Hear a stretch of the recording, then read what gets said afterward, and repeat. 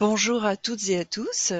Le webinaire auquel vous allez assister est compris dans une série que Technique de l'ingénieur organise avec le pôle de compétitivité CARA autour des mobilités. Il est en lien avec la recharge des véhicules électriques et les projets présentés sont retenus pour l'événement CARA Mobility Tech Days. Vous allez donc découvrir en avant-première Hiro de Montblanc, présenté par Florian Grange, représente ATMB. Ensuite viendra Antonin Truffy de Google Plug, qui présentera le projet Self-Plug, puis Cara Power, présenté par Thomas Crémou de Cara. Alors, je vous rappelle que vous pouvez poser vos questions à tout moment en précisant bien soit la personne à laquelle ça s'adresse, soit le projet concerné. Alors, vous pouvez faire ça par le module de chat en haut à droite de votre écran. Nos intervenants y répondront lors de la session de questions-réponses en dernière partie du webinaire. Donc, je vais donner la parole en tout premier lieu à Florian Grange pour qu'il présente le projet Hiro de Montblanc. Bonjour à tous et à toutes. Donc, je suis Florian Grange, donc en charge des projets d'innovation et de développement chez ATMB. ATMB, c'est Autoroute et Tunnel du Mont-Blanc. Et je vais vous présenter le projet Hiro de Montblanc, qui est un démonstrateur de route électrique. Donc, c'est une route avec une piste insérée dans la chaussée et vous avez un patin qui vient capter le courant au sol. Je devais être accompagné de Patrick Duprat d'Alstom, mais je vais parler à sa place. Donc en fait, on a monté ce projet-là avec 5 entreprises. On va revenir sur leur rôle au fil de la présentation, mais il y a ATMB, on en a parlé. Donc nous, on est autoroutier. On gère 130 km d'autoroute en Haute-Savoie, entre Bellegarde et Chamonix. Et puis on gère également le tunnel du Mont-Blanc.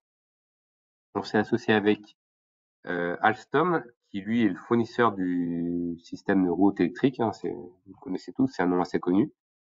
On est également associé à l'université Gustave Eiffel, qui eux vont s'occuper de toute la recherche sur le projet et puis également de toute la partie de la phase 1 des tests sur le site. On est également associé avec Greenmot, qui est une société qui fait du rétrofit de véhicules. Donc là, ils vont prendre des véhicules, ils vont enlever le moteur thermique, ils vont mettre un moteur électrique. Et puis ProEnergy, qui est un équipementier spécialisé dans le contrôle commande, et c'est eux qui vont équiper les véhicules du fameux patin qui viendra capter le courant. Donc en fait, le projet est assez simple. C'est un petit peu comme quand on a connu nos petites voitures quand on était jeunes. Il y a une piste dans la chaussée et vous avez des véhicules qui ont un patin qui vient capter le courant.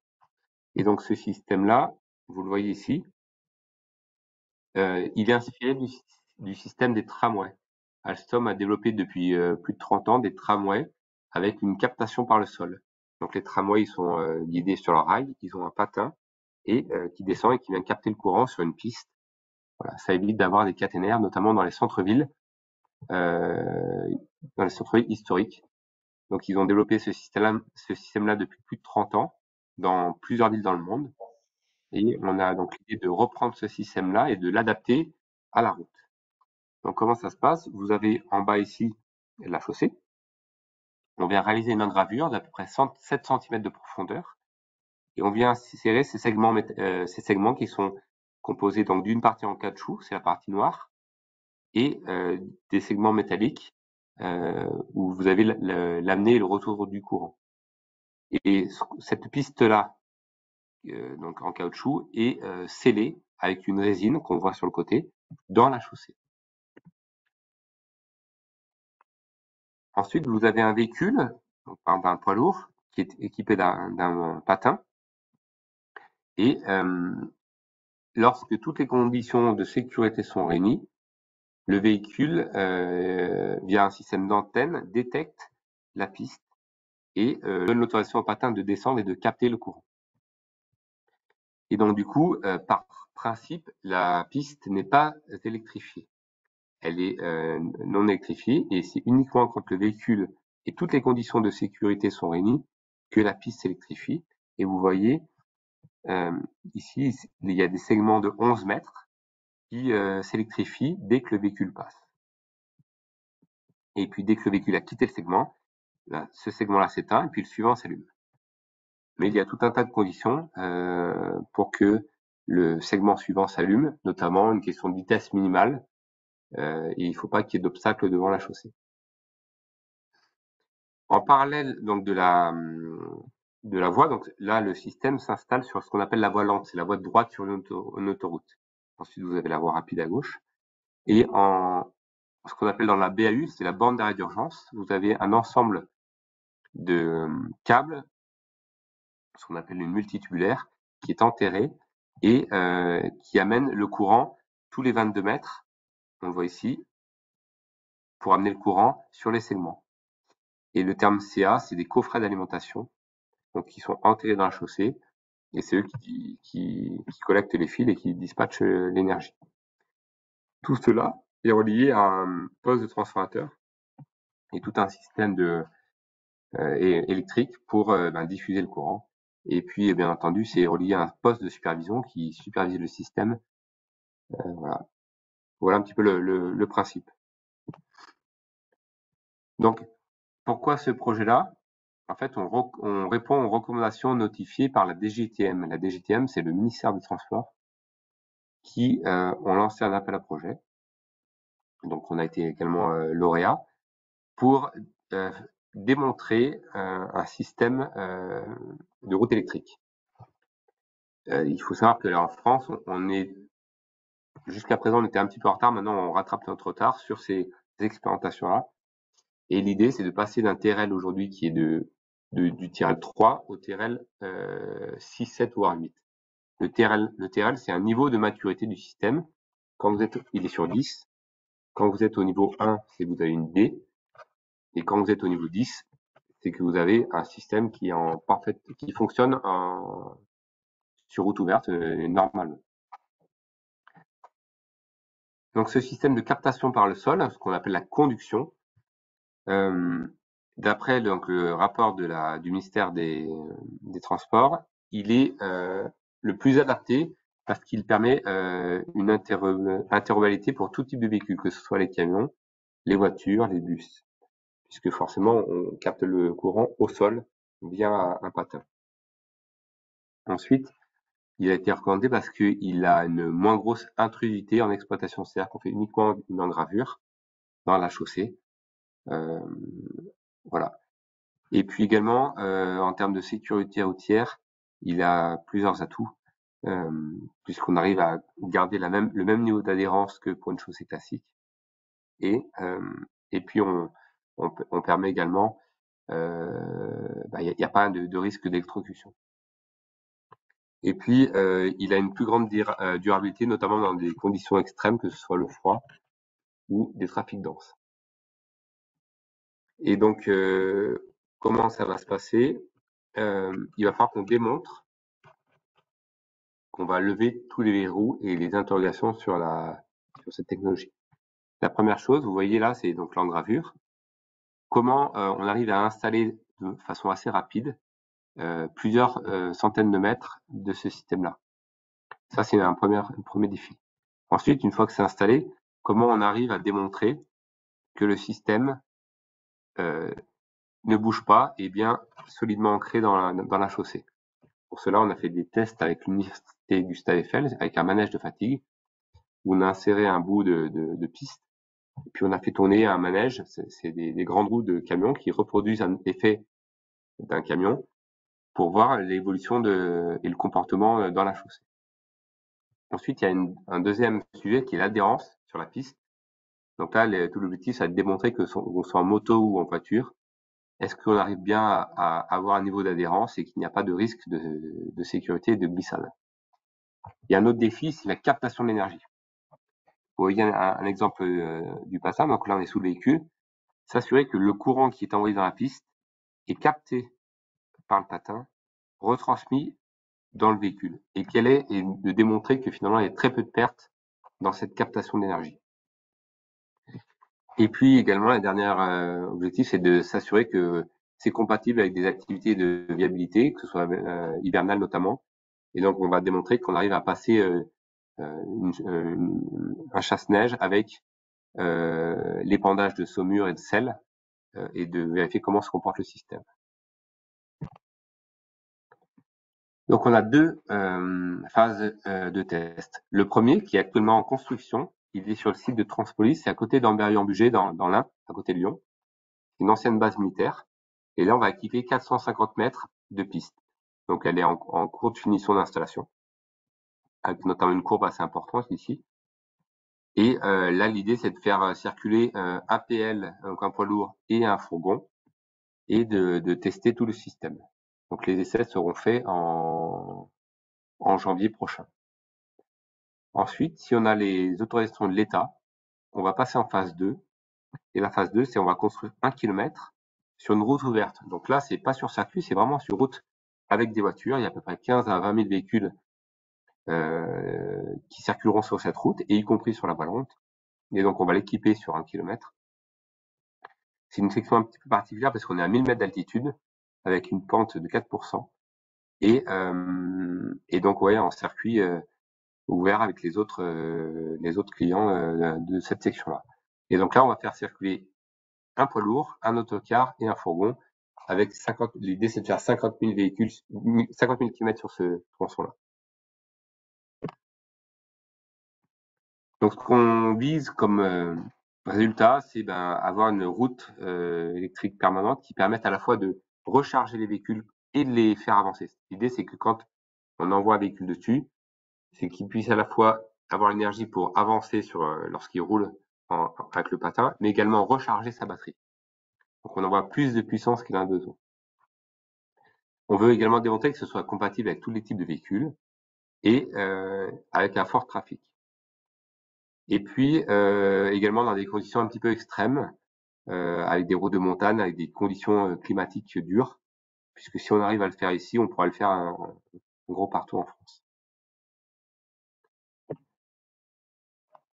Voilà un petit peu le projet Hiro de Mont-Blanc que je voulais vous présenter. Merci beaucoup, Florian Grange.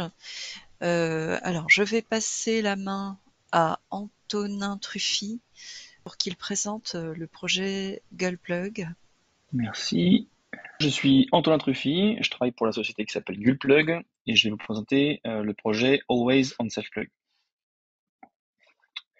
Always on Self-Plug, c'est un projet qui réunit beaucoup de partenaires différents.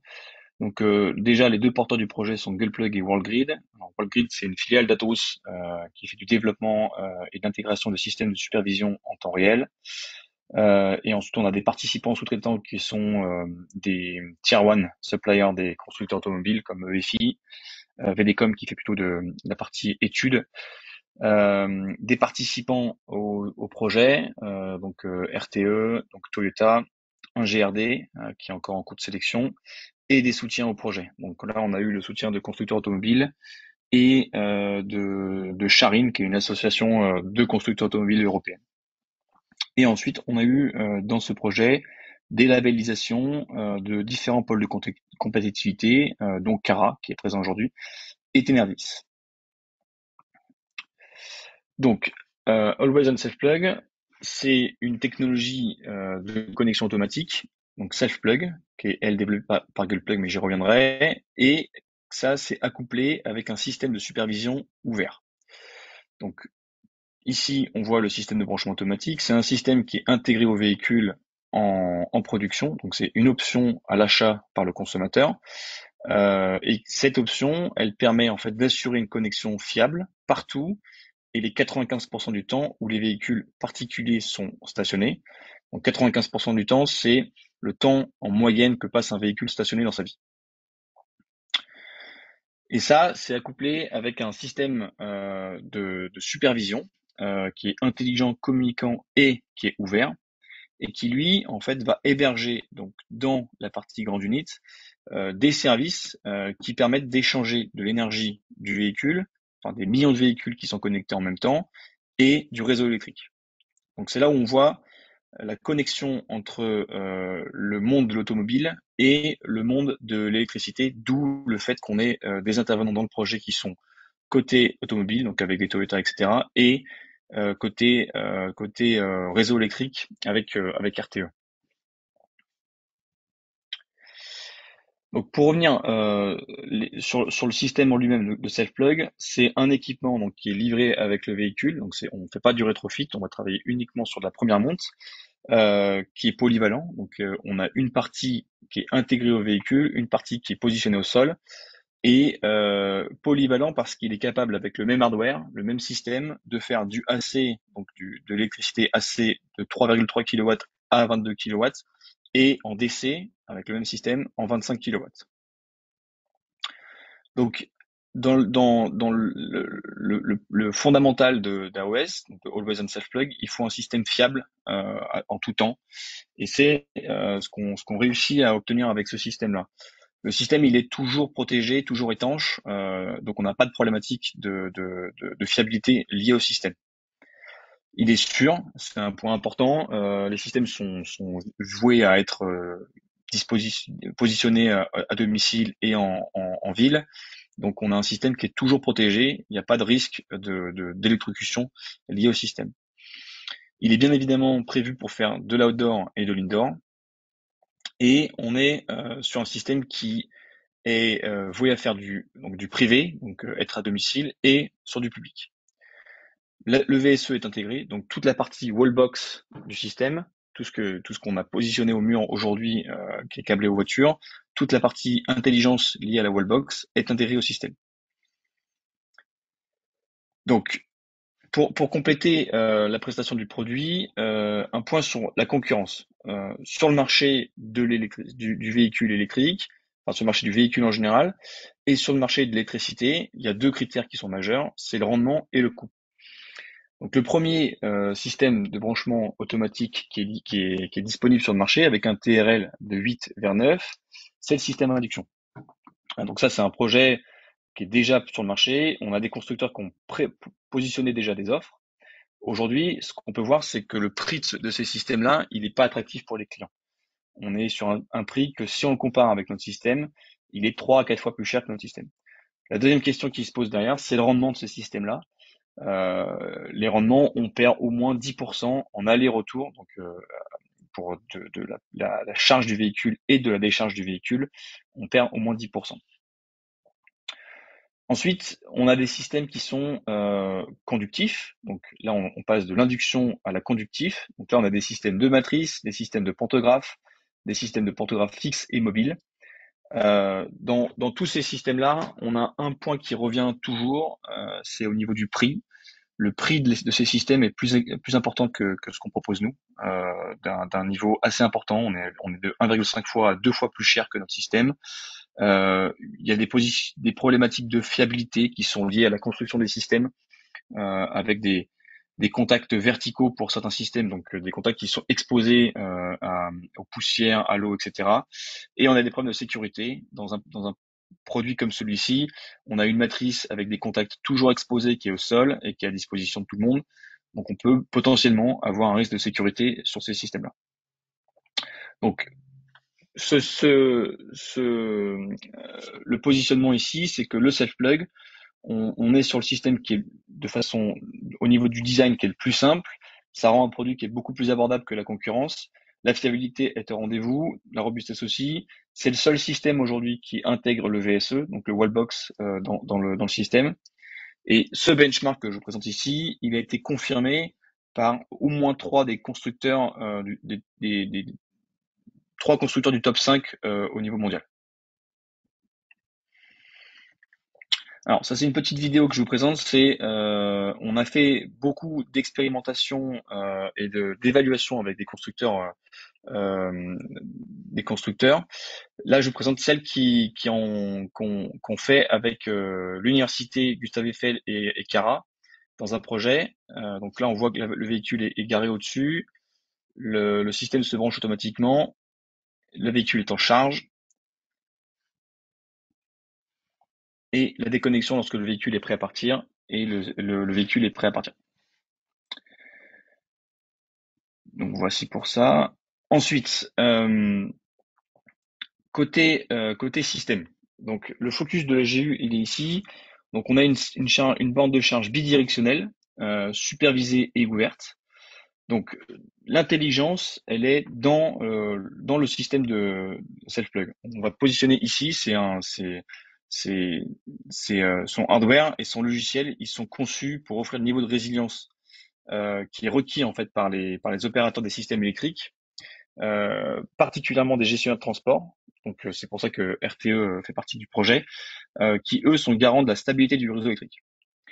Donc ça nous permet en fait de garantir un niveau de disponibilité, de fiabilité et de sûreté équivalent à un moyen de stockage concentré.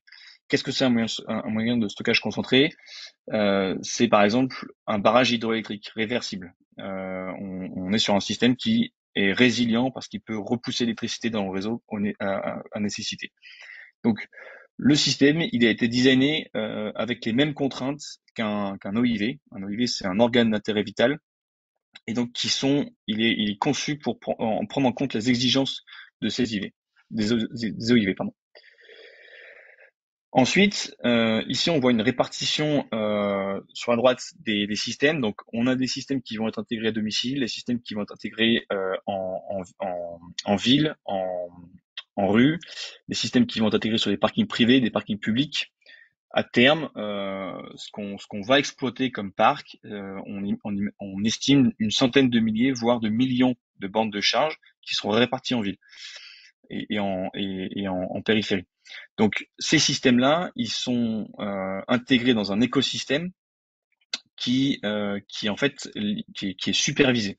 Donc ce qu'on vise avec la société WorldGrid, c'est la supervision de ces systèmes-là. On va positionner dans ces systèmes-là.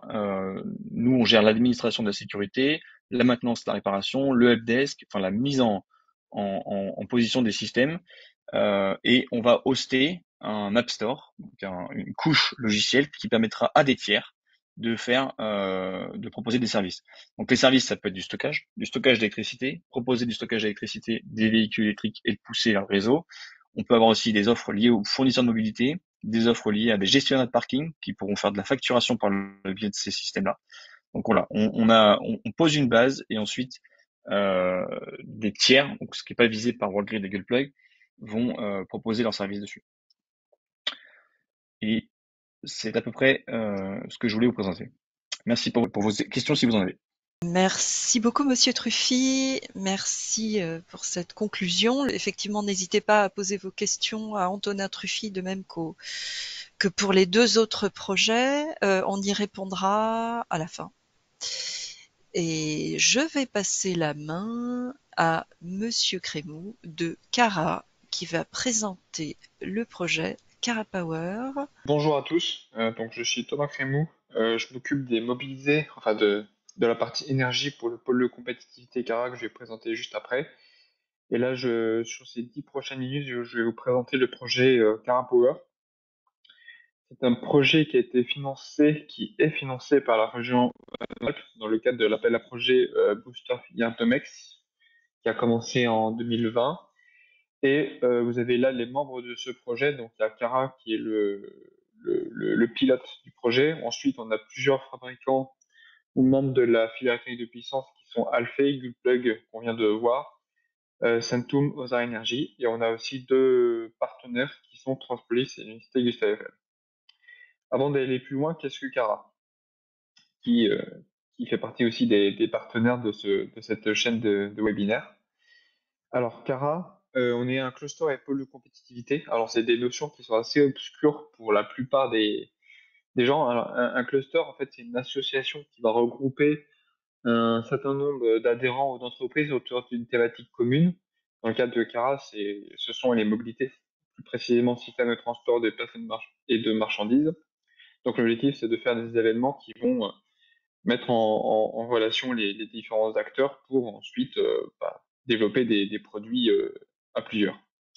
Et ensuite vient la partie pôle de compétitivité. Donc une fois que ces acteurs ont été mis en relation avec les événements, ils veulent développer un produit ensemble, mais ils ont besoin de l'argent de l'État, de l'ADEME, etc. Et c'est là que vient Cara. Donc là, il s'agit de présenter il y a tout un accompagnement et ça finit par présenter son projet devant un comité d'experts qui va labelliser ou pas ce projet. Cette labellisation, peut être un critère de sélection ou un gage de qualité dans le cadre du montage d'un projet. Des pôles de compétitivité, il y en a à peu près 54-55 en France. C'est quelque chose qui est très limité. Il faut répondre à un cahier des charges pour être labellisé pôle de compétitivité. Donc, Cara, on a 430 adhérents qui sont surtout des PME et des TPE, parce que quand on crée son entreprise, on a besoin de faire du réseau et de se faire connaître. Mais on a aussi des grands groupes, des universités et des collectivités. Là, vous avez un schéma qui montre qu'en fait, Cara, c'est vraiment, si vous nous rejoignez, ça paraît un peu commercial, mais vous rejoignez une famille, et ça va vous permettre de vous faire connaître. Et puis, si vous avez des sujets qu'il faut qu'ils soient abordés à plusieurs lors d'un événement technique, bah c'est possible. On est là pour ça. Concrètement, du point de vue des adhérents, c'est tout un ensemble de services qui vont de la veille jusqu'à la communication finale sur le projet. Et ça passe par la partie projet, événements techniques et réseau.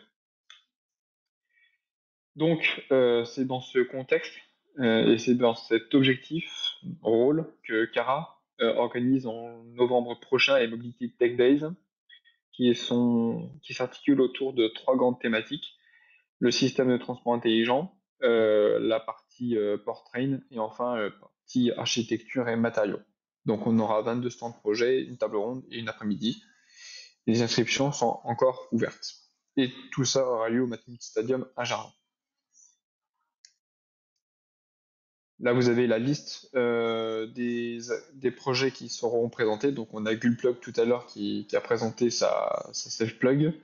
Et on a aussi le projet Héros de Mont-Blanc avec Alstom, Greenbot et Transpolis qui sont aussi adhérents Cara. Revenons-en à l'historique de Cara Power, donc le projet qui est piloté par Cara. Alors, comme je l'ai dit, Cara, c'est un représentant et animateur de la filière. On a donc réalisé en 2020 une étude sur la filière technique du puissant en région Auvergne-Rhône-Alpes. Cette étude, elle nous a montré que la région, certains le savent, est un des berceaux de l'électricité. Hein. Il y a le scientifique Ampère qui est né dans la région, c'était à Polémieux au Mont d'Or, je crois, et de la mobilité avec Michelin qui a donné le guide Michelin, via Michelin, etc. On a donc une soixantaine d'acteurs qui sont sur l'électronique de puissance, qui représentent toute la chaîne de valeur avec toutes les tailles d'entreprise. Et en plus, la région Rhône-Alpes est un épicentre, est bien positionné sur le plan français et européen. Mais d'un autre côté, lors de cette étude, les acteurs de l'électronique de puissance nous ont informé qu'il manquait une plateforme d'expérimentation pour qu'ils puissent faire de la démonstration ou du test de composants en écosystème complet. Et c'est là qu'arrive Cara Power. Non seulement Cara Power est une plateforme d'électronique de puissance, mais en plus c'est une V2. V2 dans le sens qu'on va proposer un écosystème unique et complet qui est représentatif et qui garantit la confidentialité. Mais en plus, il y a tout un ensemble de mots-clés qui sont aujourd'hui à la mode et qui sont un peu les mots-clés de demain et qui sont des thématiques de grand intérêt pour les acteurs de puissance. Il y a par exemple tout ce qu'on appelle le smart grid, jumeau numérique, véhicule to grid, véhicule to home, recharge dynamique, induction, etc. Et la plateforme repose sur la mutualisation d'équipements. Donc si vous êtes intéressé pour rejoindre la plateforme, c'est possible. Par exemple, vous fabriquez une borne de recharge, on va venir implanter la borne et ça vous permet de montrer que la borne fonctionne dans un écosystème complet et de montrer au client que ça fonctionne. Et inversement, si vous avez besoin de faire la R&D dessus, c'est possible. Et c'est fait pour ça. Et donc, Cara Power est basé sur le site de Transpolis qui a été tout à l'heure évoqué par Florian Grange, qui est une plateforme située dans l'Ain, donc au nord-est de Lyon. C'est un bâtiment dans lequel on va avoir une batterie stationnaire qui va gérer les flux d'énergie entrant et sortant entre Enedis, des sources photovoltaïques et tout un ensemble de bandes de recharge, à la fois en statique et en dynamique.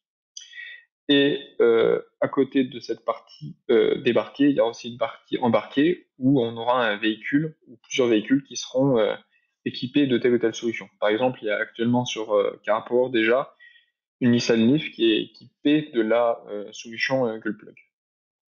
Donc rejoignez-nous si ça vous intéresse. Alors, c'est un peu des photomontages parce que malheureusement, j'ai pas de vraies images à vous montrer, mais le bâtiment existe vraiment. L'objectif, c'est d'avoir une rampe qui permette d'amener le véhicule ou les solutions de recharge à l'intérieur du bâtiment pour ensuite instrumenter, modifier l'équipement, faire la mise à jour, etc. Et avec des ombrières devant, avec une partie batterie qui sera à l'extérieur du bâtiment par mesure de sécurité. Et tout ça, ça permettra de faire des essais industriels et de la démonstration aux clients. Ça, c'est la partie externe. Et ensuite, la partie interne. Donc là, vous voyez qu'il y a tout l'équipement qui permettra d'agir sur le matériel en toute sécurité. Voilà. Je pense avoir respecté le timing. Mais oui, c'est impeccable. Merci beaucoup, Monsieur Crémou. On va passer aux questions. On va commencer par une première question sur le projet Hiro de Mont-Blanc. Est-ce que le système pourra s'adresser à tout type de véhicule? Alors oui, l'avantage, c'est que le patin qui se met sous le véhicule, il suffit après de modifier la hauteur du patin. Et donc, il peut s'adresser aux voitures, aux PL, aux poids lourds, aux cars. Voilà. Une question pour Selfplug. Des offres V2G arrivent sur le marché. Votre offre est-elle concurrente? Donc, qu'est-ce qui fait sa différence? Alors oui, je confirme, il y a des offres qui arrivent sur le marché en V2G. On a par exemple Renault qui est en train de proposer une offre de V2G, en tout cas qui va arriver avec une offre V2G avec leur nouveau véhicule. C'est pas des offres directement concurrentes. On pense que c'est une première marche au niveau du V2G. Donc et que pour le moment, ce sont des solutions propriétaires, donc propriétaires Renault, qui sont pas interopérables, et donc ça résonne que pour les véhicules Renault. Les distributeurs et les transporteurs d'énergie ne sont peu intéressés par ces offres, du fait des problématiques de disponibilité, de sûreté et de fiabilité qu'elles proposent. Donc, pour l'instant, on est plutôt en attente de cette offre et de son arrivée sur le marché. Alors, on va passer à une autre question. Donc, ce serait pour le projet Cara Power. Quels sont les critères pour utiliser cette solution? Il n'y a pas de critères. On va de la... Tout à l'heure, hein, les questions de TRL ont été abordées. On va vraiment de l'aspect recherche, parce qu'on est aussi en lien avec les Stagus TFL, avec un projet de smart grid expérimental qui s'appelle Grid for Mobility. Donc là, ça va de TRL 1 ou 2, ça va même jusqu'au software. Et ça va jusqu'à TRL industriel. Et bien sûr, faut voir au cas par cas, hein. Après, il y a aussi des acteurs des fois qui viennent nous voir pour vendre leurs solutions. Enfin, là, par contre, c'est pas l'objectif de Carapower. C'est pas d'acheter des solutions. C'est vraiment que ce soit pas gagnant-gagnant, mais que chacun apporte sa solution et qu'il gagne en même temps.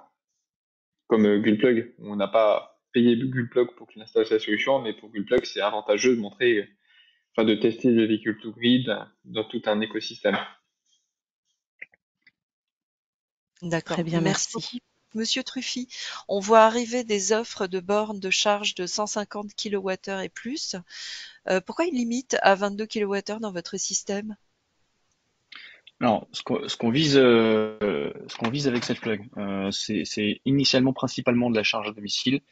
Ce qu'on vise avec AOS, donc avec le système Always on Selfplug, ce sont des charges lentes parce que ce sont des charges qui vont en fait charger et décharger, donc faire du véhicule to grid sur le véhicule lorsqu'il est garé et sur du long terme. C'est ce que je mettais en introduction du slide. 95% de son temps, un véhicule il passe garé. Donc c'est ces 95% du temps où le véhicule est garé qu'on veut connecter le véhicule pour faire de la charge et de la décharge, donc le véhicule to grid est efficient sans user la batterie. On doit faire des charges lentes. on vise du C/10 pour la charge et décharge afin de pas user les batteries.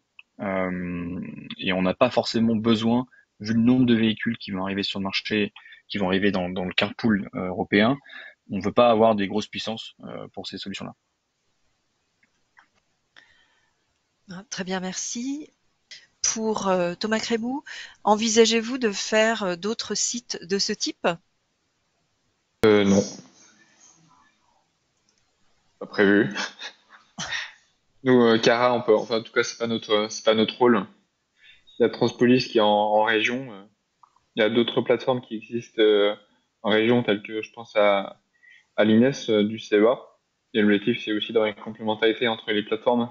Il y en a aussi d'autres en France, mais c'est pas l'objectif. On n'est pas là pour ça. Merci. Je vais revenir sur le projet Héros de Mont-Blanc. Comment avez-vous testé la résistance de la piste dans la chaussée? Y a-t-il des risques de cassure ou de la piste ou de l'enrobé? Alors, ce qu'on a fait, c'est que on est allé à l'université Gustave Eiffel à Nantes. On a fait une engravure, posé une piste, enfin même deux morceaux de piste, un dans l'axe de la route et un en travers. Et en fait, on a fait un manège de fatigue. C'est comme un manège avec 4 essieux de poids lourd qui appuient une force, enfin, comme la même force qu'un poids lourd. Et il a tourné pendant plusieurs mois. Il a fait près d'1 million de passages et on a donc toujours au même endroit entre l'enrobé et la piste, donc toujours au même endroit. Et on a pu mesurer les déformations et les problèmes qu'il y avait. Et on a testé plusieurs résines pour coller la piste et euh, on a pu voir du coup qu'il n'y avait pas de problème à ce sujet-là. J'ai pas mal de questions donc pour Héros de Mont-Blanc, donc je vais rester avec vous, Monsieur Grange. Après la route publique d'1 kilomètre, quelles sont les prochaines étapes? Alors les prochaines étapes, donc ça c'est au niveau français voire européen que cela va se décider et qui vont devoir choisir. Alors s'ils choisissent une technologie, puisqu'il faut qu'il y ait une compatibilité pour des systèmes et puis qu'on puisse passer les frontières ou les régions sans problème. C'est pour éviter. L'idée, c'est aussi d'éviter les problèmes qu'on peut avoir avec le rail entre les différentes tensions dans les caténaires ou les écartements des rails qui sont pas les mêmes. Donc les prochaines étapes, c'est surtout démontrer au niveau français et européen qu'on arrive à avoir un système performant. Et ensuite, ça sera des décisions prises au niveau France et Europe. D'accord. Mais En on peut déjà, en fait, on peut déjà, quand on parle d'autoroute, il faut que le système soit interopérable. Mais après, vous avez des cas d'usage qui peuvent être spécifiques, comme dans certains ports, des sites qui sont purement privés, comme des ports ou des grands entrepôts, où là, on va dire les industriels peuvent installer un système qui leur convient, puisqu'il n'est pas ouvert à tout le monde, puisque c'est un site par définition privé. D'accord, merci. Et est-ce qu'on peut, par exemple, imaginer un déploiement sur plusieurs voies, par exemple sur une autoroute? Alors, en fait, ce qu'il faut comprendre, c'est que comme là, ce qu'on va essayer de modéliser, c'est que on n'a pas besoin d'installer sur toutes les autoroutes et toute la longueur des autoroutes. En fait, on est en train en fonction des résultats et la puissance qu'on va réussir à transmettre dans le véhicule, puisqu'on arrive à la fois à recharger les batteries et à le faire avancer, on peut équiper que certains éléments sensibles des réseaux. Quand je parle sensible du réseau autoroutier, c'est des pentes assez fortes, où là, ça consomme beaucoup d'énergie. Vous voyez, par exemple, je pense que dans une descente, là où ça consomme peu d'énergie, il n'y a pas intérêt à installer un système comme ça. Donc, on est en train de modéliser tout le réseau autoroutier français pour savoir, selon les performances du système, combien de kilomètres il faudrait équiper. Donc déjà, pour répondre à une première question, c'est qu'on n'a pas besoin d'équiper toute la voie lente. Et ensuite, est-ce qu'il faut équiper plusieurs voies ou pas? Je pense que clairement, dans un premier temps, ça sera plutôt la voie lente. Et après, si on voit qu'on arrive à saturation, parce qu'il n'y a plus de place pour se recharger en roulant, on pourra équiper les autres voies. Un peu comme quand on fait des élargissements d'autoroute. Au début, on construit une autoroute à 2 voies, et puis quand ça sature, on fait une troisième voie. Très bien, merci. On repasse sur Self-Plug. Avec quel constructeur avez-vous fait les tests? Alors, je peux pas répondre en détail, je peux pas donner de nom particulier, mais dans notre stratégie, on vise principalement le top 10 des constructeurs.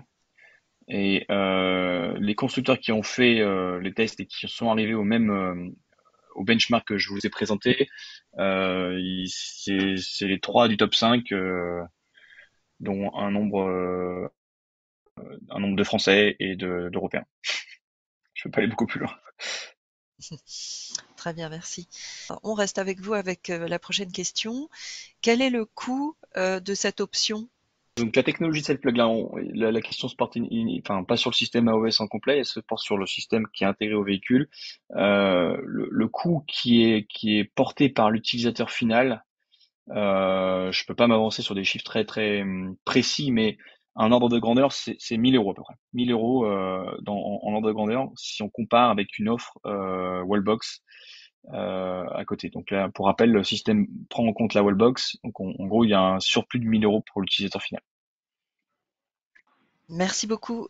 La question, c'est est-ce que le conducteur, attendez, parce qu'elle est écrite en plusieurs fois, doit-il viser une partie de la route?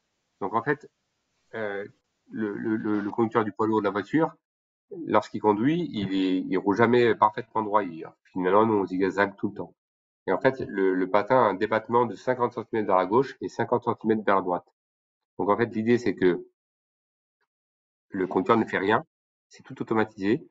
Quand il roule, il y a le patin et la piste qui s'échangent des informations, hein, parce qu'il y a la radio de chaque côté. Et dès que le patin peut se poser, il se pose. Et ensuite, c'est lui, il va suivre parfaitement les mouvements du conducteur, jusqu'à 50 cm à gauche, à droite. Et donc, il y a des cas d'urgence qui sont appliqués, c'est que s'il dépasse à plus de 50, automatiquement, le patin va se relever. Et ça va apparaître sur son tableau de bord. On est en train de définir une interface sur le tableau de bord pour lui montrer un petit peu la position du patin et puis s'il est décroché ou pas. Et puis notamment quand vous mettez un coup de volant brusque à gauche pour soit doubler ou soit éviter quelqu'un parce qu'il y a un problème. Et donc là, il y a une situation d'urgence où le patin il se relève en moins d'une seconde, voire même en moins de 0,5 secondes. Donc voilà, c'est tous des cas qui sont prévus. Donc voilà, l'idée c'est que ce soit transparent pour le conducteur et qu'il ait rien d'autre à gérer que la conduite. Très bien. Je vous remercie pour cette réponse. Alors, je reviens au projet CaraPower. Combien de projets ont déjà été utilisés sur cette plateforme? J'avoue que je sais pas. La plateforme, elle doit avoir au moins 6 ans. Ça fait pas longtemps que je suis dans le réseau, en fait. Transpolis, de base, c'est une base militaire qui a été rachetée par l'université Gustave Eiffel. Et Gustave Eiffel a transmis, disons, les rênes, enfin, la gestion commerciale par la SAS Transpolis. Donc il y a à la fois des projets pour les véhicules autonomes, CaraPower, tester la 5G, etc. Là par contre j'ai aucune idée de combien il y en a eu. Et à côté, Transpolis gère une activité crash test sur la plateforme et homologation. Par exemple, il s'agit d'envoyer un poids lourd à exactement tel angle sur une glissière de sécurité pour voir comment ça se comporte et passer les tests. Mais j'ai aucune idée de combien il y en a eu sur la plateforme. Je vous remercie, Thomas Crémeau. Je reviens sur Self-Plug. J'ai encore pas mal de questions en fait d'ici midi, c'est bien. Je vous remercie pour votre intérêt pour les différents projets d'ailleurs. J'en profite. Ce que je disais, c'est que la question qui m'était adressée, c'était quelle est la situation du marché de l'infrastructure dynamique actuelle? Alors aujourd'hui, il y a 3 systèmes qui existent. Il y a le principe par caténaire, le principe par conduction, et donc c'est celui que je vous ai présenté, et le principe par induction. Donc caténaire, tout le monde voit ce que c'est. Conduction, je vous l'ai présenté. Et l'induction, c'est des bobines qui sont positionnées sous la chaussée. Et sur ces 3 systèmes-là, il y a différents acteurs. Il y a à peu près 3-4 acteurs selon les technologies. Donc voilà. Et aujourd'hui, en France, il y a, hormis quelques tests qui sont faits comme le nôtre, et puis il y en a un autre également en induction qui est fait. en France. Et après, c'est surtout les Européens. Donc en Allemagne, ils sont plutôt caténaires. En Suède, ils ont travaillé sur la conduction. Voilà, donc à chaque fois, il y a des tests qui sont faits. Et puis, vous savez, c'est la vie des projets. Donc parfois, les projets, ils se développent et puis ils se mettent en stand-by, ça repart, etc. Mais du coup, j'ai pas la vision concrète là en Europe sur tous les projets qui sont actuellement en cours. Je sais pas, Antonin, j'espère que j'ai répondu à peu près à la question. Oui, mais en tout cas, pour moi, c'est une bonne réponse. Je reste avec le projet Héros de Mont-Blanc. Est-ce qu'on peut parler du coût de la mise en œuvre? Alors aujourd'hui, comme on n'a jamais industrialisé le processus, on a des coûts expérimentaux. Donc il y a toujours des petits bouts qui ont été faits par le passé, mais vraiment expérimentaux. Donc, on a des coûts d'achat d'achat, mais pour des petites séries. Ce qu'on va déjà pouvoir mesurer, nous, c'est quand on va installer nos 1 km sur circuit ouvert, on a des vraies contraintes avec d'exploitation, c'est-à-dire qu'on va faire des basculements, enfin des basculements, des travaux. On va devoir dévoyer des réseaux d'eau, d'électricité, etc. pour faire passer le système. Et donc là, on aura déjà des vrais coûts liés à une vraie vie. Donc on n'en est pas encore à la phase 2, donc on n'a pas encore précisément tous ces coûts, mais c'est bien l'objectif du projet, c'est de pouvoir mesurer quand on fait 1 km combien ça coûte d'installer. Donc c'est vraiment l'objectif du projet. Très bien, merci. Je reviens à Antonin Truffy. Pourra-t-on ajouter votre self-plug sur des véhicules existants? C'est une bonne question. Alors, au niveau du marché et du marketing, on vise pas le rétrofit parce que on a considéré que le carpool de véhicules électriques aujourd'hui, il représente entre 2 et 5% de l'ensemble des véhicules qui sont sur les routes. Donc, on considérait que le plus gros du marché est à venir. Ça, c'est la première raison, pour laquelle on s'engage plutôt sur des programmes de constructeurs pour atteindre des marchés et atteindre des gros volumes et donc avoir des coûts unitaires très réduits. La deuxième raison, c'est que pour du rétrofit, notre système, vous l'avez compris, il y a deux parties. Une partie qui est intégrée dans le véhicule, à l'arrière, à l'avant, mais en tout cas en partie basse du véhicule, et une partie qui est, elle, connectée au réseau.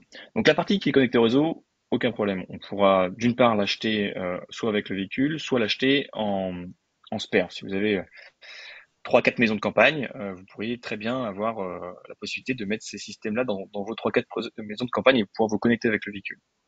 Cependant, dans la partie qui est dans le véhicule, on touche ici à la partie de charge avec des hautes tensions et donc un passage par du rétrofit sur ce système-là nécessite de refaire la valorisation du véhicule complet aux mines et donc on considère que l'impact coût est trop important pour une option.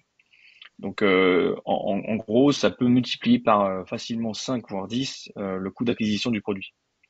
Donc c'est pour ça qu'à court terme, on n'a pas visé le rétrofit. D'accord, oui, oui. Très bien, merci. Toujours pour vous, pourra-t-on renvoyer l'électricité stockée dans la voiture vers la maison en monophasé ou Oui. triphasé et avec quelle puissance? Oui, bien sûr, c'est un des objectifs. Donc, ce dont le participant parle, c'est du V2H, donc du Vehicle to Home. Le Vehicle to Home est une des phases du Vehicle to Grid. Euh, Sans rentrer dans les détails, le Vehicle to Grid, ça permet de reposer l'électricité au niveau du réseau électrique. Donc, cette partie Vehicle to Home, elle est peu ou pas intéressante pour le distributeur d'énergie ou le transporteur d'énergie parce que ils vont effectivement avoir une réduction de la demande énergétique de la maison, mais très localisée et ils ne l'auront pas prédictible. Donc c'est pour ça que le V2H est pas forcément bien valorisé par les DSO et les TSO. En revanche, on a tout à fait la possibilité d'intégrer dans le V2G le véhicule to home et donc de proposer aux clients de, par exemple, recharger leur véhicule avec le panneau solaire et puis décharger le véhicule le soir à 18h lorsqu'ils arrivent à domicile et qu'ils ont besoin d'électricité. C'est tout à fait possible. Mais c'est pas aussi bien valorisé, c'est pas valorisé par les distributeurs et les électriciens en général. Très bien. Alors j'ai d'autres questions.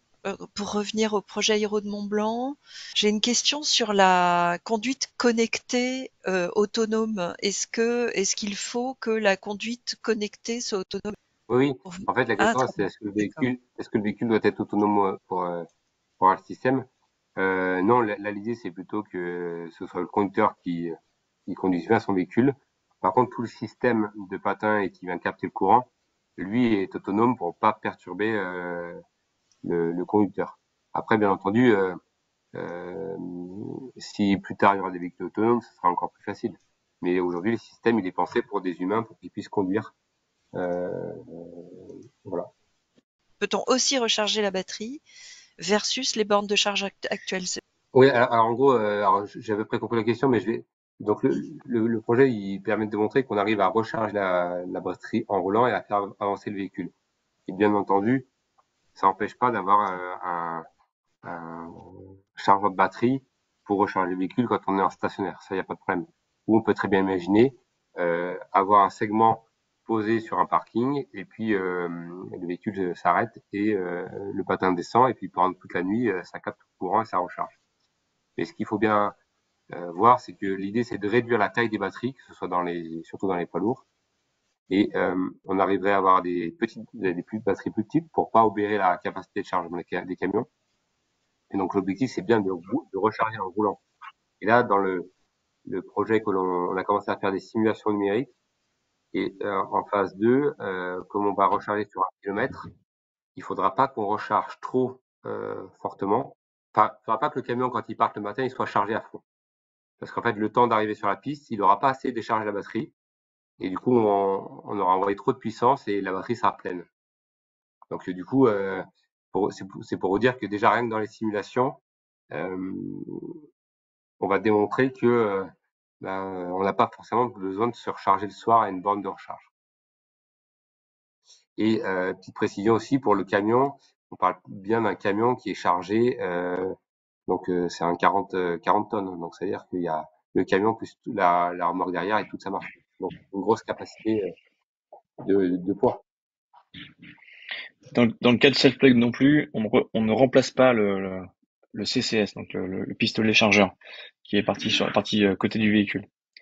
Nous, on l'imagine, toujours besoin de pouvoir charger le véhicule sur autoroute, en borne ultra rapide, mais notre système s'adresse vraiment à de la charge lente ou moyenne puissance pour le stationnement du véhicule. Très bien, monsieur Truffy. Eh bien, je vous remercie à tous les trois pour cette longue session questions-réponses. Je vous remercie d'avoir bien développé vos présentations via la partie questions-réponses. Voilà. Merci beaucoup pour tous ces compléments d'information. Merci donc pour vos nombreuses questions, votre participation par le chat. Comme ça a été évoqué tout à l'heure, si vous n'avez pas eu le temps de poser toutes vos questions, on pourra les transmettre. Bon après-midi à tous. À très bientôt pour un futur webinar sur technique de l'ingénieur. Merci beaucoup. Merci. Merci pour l'animation. Bonne journée. Merci. Au revoir. Bonne Bonne journée journée. à vous.